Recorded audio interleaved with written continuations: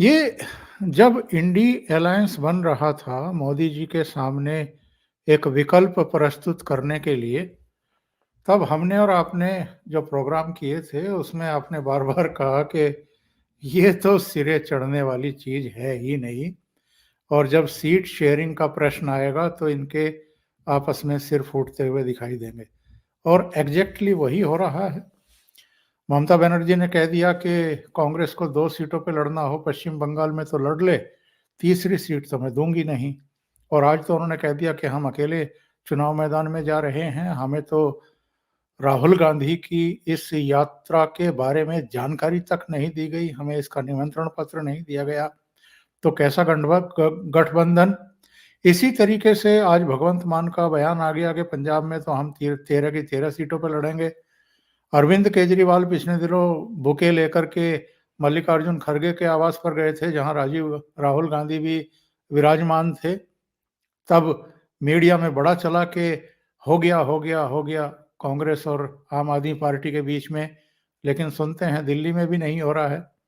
हरियाणा, गोवा और गुजरात में कुछ सीटें मांग रहे थे, कांग्रेस वहां भी देने को तैयार नहीं है।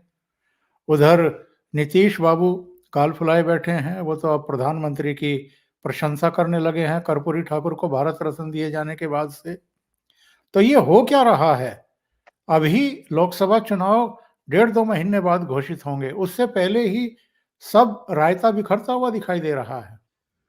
ओंकार जी, जो मैंने भविष्यवाणियां की थी आपके चैनल पे और अपने वीडियोस मैंने डाले थे, मेरे को ये बता दीजिए उसमें से एक भी चीज क्या गलत निकली? सारी की सारी जो रूपरेखा हमने लिखी थी कि वैसे का वैसा ही ये, जिसे कहते हैं ना कि विपक्ष का नाट्य रूपांतरण वैसे का वैसा हुआ है। एक लाइन भी दाएं बाएं नहीं हुई। जहां तक बात है केजरीवाल साहब मल्लिकार्जुन खड़गे से गए, बुके लेने गए, जो लोग केजरीवाल को नहीं जानते वही लिख सकते हैं कि समझौता हो गया। केजरीवाल साहब पहले दिन से किसी के साथ काम नहीं कर सकते, ये उनकी फितरत में ही नहीं है। ये मैं 20 बार बोल चुका, लेकिन लोगों को शायद केजरीवाल साहब को समझने में टाइम लगा। ममता बनर्जी को अगर अपनी राजनीति बचानी है तो उसको बंगाल से कांग्रेस और लेफ्ट को बाहर ही रखना होगा। अगर ममता बनर्जी ने कांग्रेस के साथ सीट शेयरिंग करी या लेफ्ट के साथ सीट शेयरिंग करी in the name of INDI alliance, ये उनके लिए सुसाइडल होगा। जनता कहेगी जब हमें वोट दूसरे को ही देना है तो फिर आधे इसको क्यों, पूरा ही दे देते हैं कांग्रेस को। तो कहने का मतलब ये है कि ममता बनर्जी को कांग्रेस में अगर रहना होता तो तृणमूल कांग्रेस नहीं बनती। उनका आधार ही कांग्रेस को लात मार के बाहर आना है। वो वापस कैसे चली जाएंगी वहां पे? थूक के चाटने का काम कौन करेगा? ममता बनर्जी तो करेंगी नहीं। कांग्रेस से ज्यादा अच्छी तरह वो बंगाल को समझती। उसके बाद आप तमिलनाडु चले जाइए, डीएमके नहीं देने वाला सीट। पंजाब की तो स्थिति यह है कि बड़ी मुश्किल से एक राज्य आया है आम आदमी के पास कांग्रेस को धक्का मार के। अब वो वापस कांग्रेस को कहेंगे आ जाओ सीट शेयरिंग करते हैं और तुम यहां पे आगे दोबारा अपना बेस बनाना शुरू करो। अरे भाई, बड़ी मुश्किल से तो कांग्रेस को ढूंढ के पकड़ के लाए, किसी तरह से किसान आंदोलन में किसानों को भड़का के अपनी जमीन तैयार करी है। बड़ी मुश्किल से अभी 2 साल नहीं हुए और अब आप कह रहे हो कि हम अपनी कबर खुद खोदेंगे। मुझे तो नहीं लगता कि ना भगवंत मान इतने मूर्ख हैं ना केजरीवाल साहब। तो आप समझ कैसे सकते हैं कि कांग्रेस को वो आने देंगे? तो कहने का मतलब ये है सर कि मुझे तो इस पूरे गठबंधन का कोई लॉजिक इसलिए नहीं समझ में आ रहा था पहले दिन से कि यार तुम एक दूसरे को पसंद तक तो करते नहीं, पूरी जिंदगी एक दूसरे को कोसा, इतनी नफरत है एक दूसरे से कि आप एक पार्टी में रह के काम नहीं कर सके, सब कांग्रेस में से तो दाएं बाएं निकले। तो कहने का मतलब ये है सर कि इस पूरी परिस्थिति में एकजुटता का कोई औचित्य ना था, ना है, ना होगा। ये सिर्फ एक तमाशा ये सोच के था कि कौन अपना कदम पीछे हटाता है। किसी ने नहीं हटाया। राहुल गांधी अपनी यात्रा पे है, ममता बनर्जी हट नहीं रही, नीतीश भाई हट नहीं रहे, डीएमके और आम आदमी पार्टी हट नहीं रहे। तो फिर जब कोई कदम पीछे हटा नहीं रहा तो कदम जब सभी बढ़ा रहे हैं तो जगह है कहां? पहली बात। दूसरी बात, उनको ये बात समझ में आ गई कि देखिए हम लोग ऊपर ऊपर कुछ भी कर ले, कैडर हमारे साथ नहीं है। और जिस तरह से मोदी जी ने इनको उलझा रखा है एक के बाद एक, अब इनके कैडर की स्थिति आप ये समझिए सर, 150 एमपीज को संसद से निष्कासित किया गया। आपने उनके समर्थन में हिंदुस्तान में कहीं एक भी प्रदर्शन देखा? एक भी जगह पे लोग सड़क पे आए कि आपने हमारे एमपी को बाहर निकाल दिया? एक भी जगह? क्या इनको ये समझ में नहीं आया कि इनके साथ कोई नहीं है?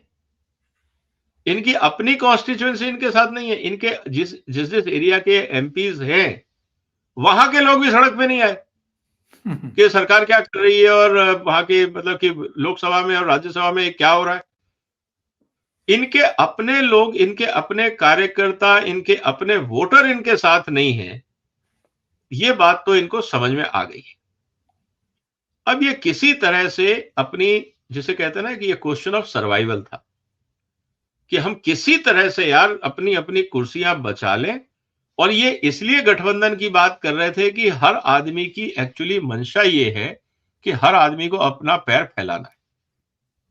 और मैंने एक पूरा डिटेल्ड विद कैलकुलेशन एनालिसिस किया था कि अगर ये लोग अपनी सीट बचाना चाहते हैं और सक्सेस रेट 30% है, अगर मैं सक्सेस रेट की बात करूं, तो इनको कुल मिला के हर सीट पे अपने कैंडिडेट खड़े करने होंगे। अपनी जो एग्जिस्टिंग सीट्स हैं उससे 3 गुना से 5 गुना कैंडिडेट खड़े करने होंगे।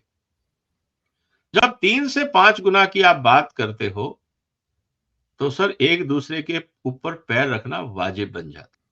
तो ये आपस में कंफ्यूज्ड है क्योंकि इनमें से कोई भी आदमी स्टेटस को नहीं चाहता। हर आदमी चाहता है मेरी पार्टी का बेस बने। केजरीवाल साहब कहते हैं कि मैं अलायंस करूंगा प्रोवाइडेड तुम मुझे सीटें दे दो। अलायंस में बार्टर होता है, लेकिन यहां वन वे सबकी उम्मीद है। सब कहते हैं मेरे से कुछ मत मांगो, बता दो दे कितना रहे हो। तो ऐसे कहीं नेगोशिएशन होते हैं सर कि मैं लेने ही लेने वाला हूं, देने वाला कुछ नहीं हूं। तो ऐसे कहीं बार्गेन होगा या ऐसे कहीं नेगोशिएशन होगा? नेगोशिएशन में गिव एंड टेक होता है। अब इसमें सब कह रहे हैं कि हम गिव तो कुछ नहीं करेंगे, टेक लेने के लिए हम आए। नेगोशिएशन पॉसिबल ही नहीं है, इलॉजिकल है। इसीलिए सर पहले दिन से मैं बोल रहा हूं, आंकड़ों के साथ मैंने एनालिसिस किया है। मेरे चैनल पे बहुत डिटेल में ये इंडिया अलायंस के ऊपर एनालिसिस है। वहां मैंने साफ साफ कहा है कि ये पॉसिबल ही नहीं है। और जैसे जैसे इलेक्शन नजदीक आएगा वैसे वैसे आप देखेंगे, अभी तो ये मनमुटाव है, फिर ये थोड़े समय बाद एक दूसरे पे गाली गलौज भी करेंगे। ये दिन दूर नहीं है, बहुत जल्दी आपको वो भी देखने को मिलेगा। तो मोदी जी का तो पांचों उंगली घी में और सिर कढ़ाई में। नहीं sir, he is floating, he is on cloud 9 जिसको हम बोल सकते हैं।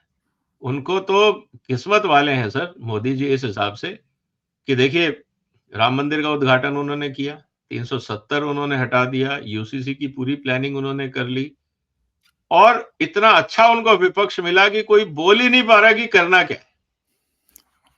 अब ऐसा किस्मत किसकी प्रधानमंत्री हुआ होगा सर? मैं तो ये कहूंगा कि भारत का जब इतिहास लिखा जाएगा तो भारत के सबसे ज्यादा भाग्यशाली भारत के सबसे ज्यादा प्रधानमंत्री कौन है, उसमें नाम आएगा श्रीमान नरेंद्र मोदी।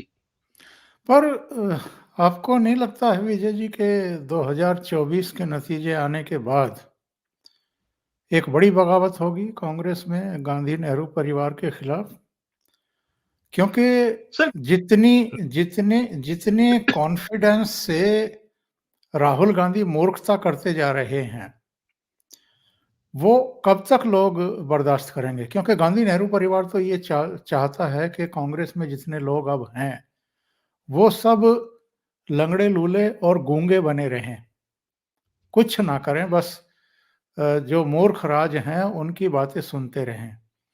लेकिन लगातार अगर कोई 3 चुनाव कंसिस्टेंटली जो है हरवाए और कांग्रेस में भूसा भरवा दे, पार्टी में भूसा भरवा दे, 44, 52, अगर थोड़ी-सी और बढ़ा लें 60 सीटें अगर इनकी आती हैं, तो कब तक लोग जो हैं बर्दाश्त करेंगे? सर लोग तो देखिए शिफ्ट हो जाएंगे। आप देखिएगा वोट परसेंटेज जब दूसरी पार्टियों का बढ़ता है और कांग्रेस का घटता है तो उससे मैसेज क्लियर हो जाता है कि लोग शिफ्ट हो रहे हैं। लोगों को फर्क नहीं पड़ता सर। हिंदुस्तान का वोटर बहुत समझदार है, इंटेलिजेंट है, उसको पता है कहां अपना वोट डालना है। तो वोटर की प्रॉब्लम नहीं है। जब आपने कहा कि आपस में पार्टियों में खासकर कांग्रेस में झगड़े होंगे या मनमुटाव होगा, तोड़फोड़ होगी, मुझे नहीं लगता। उसके दो कारण हैं। कांग्रेस के जितने लीडर हैं उनको पता है कि गांधी परिवार के अलावा कांग्रेस के अंदर कोई बाइंडिंग फोर्स नहीं है। अगर आज आप गांधी परिवार को कांग्रेस से हटा देते हो तो कांग्रेस एक रीजनल पार्टी से भी खराब हालत में आ जाएगी। क्योंकि जितने भी इनके छत्रप हैं, आप ये समझ लीजिए कि कभी आपने ये देखा हो कि कांग्रेस का यूपी का जो लीडर है वो कौन है, मुझे तो नहीं पता। कांग्रेस का बिहार का लीडर कौन है, वहां का अध्यक्ष कौन है, मुझे नहीं पता। एमपी का कौन है, नहीं पता। कहने का मतलब ये है सर। और अगर आप एमपी में कहेंगे कि साहब मिस्टर एक्स वाई जेड है तो पता लगेगा नहीं, उसके जो आसपास के 4 लोग हैं दे डोंट लाइक हिम। तो ये लोग आपस में एक दूसरे को पसंद नहीं करते हैं। ये कांग्रेस के साथ इसलिए जुड़े हुए हैं क्योंकि इनको अपने नाम के आगे पॉलिटिकल लीडर लिखवाना है। उससे इनका समाज में एक स्टेटस बनता है। कंट्रीब्यूशन जीरो है, लेकिन एक समाज में स्टेटस बनता है। दूसरा ये होता है कि आप पुलिस में कहीं और जगह पे जाते हैं तो आप एक सम्मानीय राजनेता या राजनीतिज्ञ कहलाते हैं, चाहे कंट्रीब्यूशन या समझ जीरो हो उस मामले में। तो ये सब ओहदे हैं, ऑनरेरी पोजीशंस हैं। अब कांग्रेस महासचिव, अब आप समझिए सर हिंदुस्तान में 700 जिले हैं। अब 700 कांग्रेस के महासचिव भी होंगे 700 जिलों में, तो उनका स्टेटस प्रॉब्लम है। 700 अध्यक्ष भी होंगे, उनका भी स्टेटस प्रॉब्लम है। इसी तरह से 700 और पद का ट्रेजरर भी होगा, कोई और भी होगा। तो ऐसे ऐसे करीब 5,000 10,000 कांग्रेस के ऐसे पदाधिकारी होंगे जिनकी दुकान चल रही है ये कह के कि वो अपने विजिटिंग कार्ड पे लिखवा देंगे मैं कांग्रेस का जिला अध्यक्ष, जिला महासचिव, जिला कोषाध्यक्ष। ये उनके समाज में स्टेटस सिंबल है, तो वो खोना नहीं चाहेंगे। तो वो कांग्रेस को छोड़ के जाएंगे कहां? बीजेपी का ऑलरेडी स्ट्रक्चर है, बाकियों का ऑलरेडी स्ट्रक्चर है, तो इनको छोड़ के कहीं जाना नहीं है। ये बैठे रहेंगे और इनका सामाजिक स्टेटस बनता है, हारे या जीते। इनको भी पता है कि मिलना कुछ नहीं। आप कांग्रेस के एमपी से बात कर लीजिए, आज भी वो कहते हैं हमारी प्रॉब्लम है हमारी लीडरशिप। इसीलिए हमको एज ए एमपीज बहुत मेहनत करनी पड़ती है अपनी कॉन्स्टिट्यूएंसी को बचाने के लिए, क्योंकि हमारे पास लीडरशिप। जबकि बीजेपी में उल्टा है, आपको सीट मिल गई, आपको कुछ नहीं करना, मोदी के नाम पे आप जीत जाओगे, बहती हवा में आप भी लोग उड़ के पहुंच जाओगे आगे। तो कहने का मतलब ये है कि अपोजिट है। तो मुझे नहीं लगता कांग्रेस में कोई बगावत होगी। ये सब लोग आराम से बैठे रहेंगे, इन सबके विजिटिंग कार्ड पक्के रहेंगे और राहुल गांधी के साथ मीडिया में फोटो खिंचवाना इधर उधर वो सब चलता रहेगा। मतलब आप ये कहना चाहते हैं कि 2029 में जब राहुल गांधी 59 साल के होंगे और 2034 में जब वो 64 साल के होंगे तो भी भारतीय जनता पार्टी का ही कोई प्रधानमंत्री बनता जाएगा, ये लोग बनाते जाएंगे। क्योंकि राहुल गांधी अगर इनके नेता बने रहेंगे तो फिर तो यही होगा जो इस समय हम असम में देख रहे हैं या दूसरी जगहों पे देख रहे हैं। नॉन सीरियस टॉक्स, मूर्खतापूर्ण बातें और तालियां बजाने वाली चापलूसों की भीड़। सर मुझे थोड़ा सा लगता है कि कांग्रेस में बदलाव आएगा। कारण दो हैं। एक तो सोनिया गांधी जी कब तक एक्टिव रहेंगी और कांग्रेस की लीडरशिप सोनिया गांधी को कब तक सुनेगी, पहली बात। बगैर सोनिया गांधी के फिजिकल प्रेजेंस के राहुल गांधी का भविष्य अस्तित्व क्या होगा, उनकी पार्टी पे पकड़ क्या होगी, मुझे नहीं पता। और हो सकता है कि कांग्रेस के सीनियर लीडर जब सोनिया जी, मान लीजिए भगवान उनको लंबी उम्र दे, लेकिन फितरत है दुनिया में, सबको जाना होता है।